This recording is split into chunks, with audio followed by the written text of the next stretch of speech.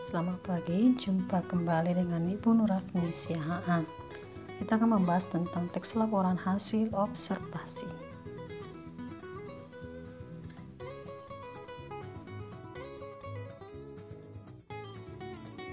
Kita akan mulai dari pengertian teks laporan hasil observasi, kemudian ciri-ciri teks laporan hasil observasi, dan struktur teks laporan hasil observasi. Pengertian teks laporan hasil observasi. Teks laporan hasil observasi adalah teks yang berisi penjabaran umum atau melaporkan sesuatu berupa hasil dari pengamatan atau observasi.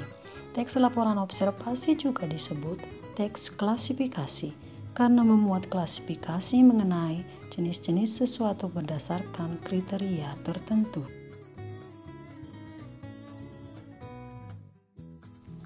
Lebih sederhananya seperti ini. Contoh teks, sampah. Sampah merupakan material sisa yang tidak diinginkan setelah berakhirnya suatu proses, dan seterusnya. Berdasarkan sifatnya, sampah dibagi menjadi dua, yaitu sampah organik dan anorganik, dan seterusnya.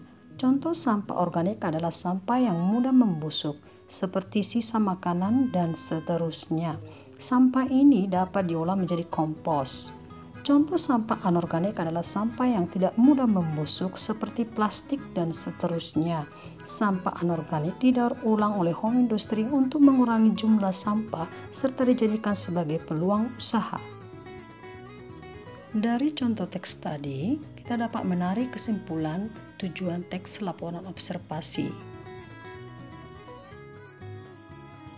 Dari contoh tadi dapat disimpulkan ciri-ciri teks laporan hasil observasi.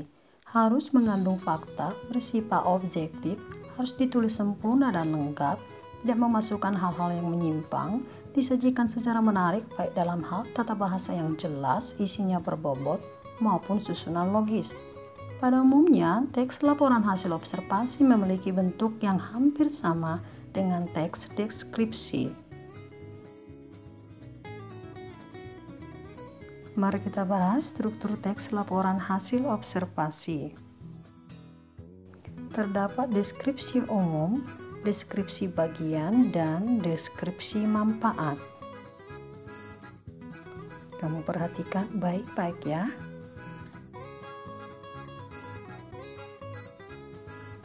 Definisi umum, pembukaan berisi pengertian sesuatu yang akan dibahas. Definisi bagian berisi ide pokok dari setiap paragraf, penjelasan rinci, sedangkan definisi manfaat dari sesuatu yang dilaporkan.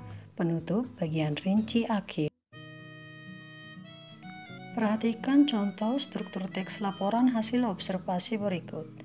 Terdapat definisi umum yaitu tentang lingkungan hidup, kemudian deskripsi bagian, dan deskripsi manfaat. Tentunya kamu harus menambah bagian penutup. Sekian pertemuan kita kali ini. Tetap jaga kesehatan, pakai masker, cuci tangan pakai sabun, dan jaga jarak. Terima kasih, salam sehat.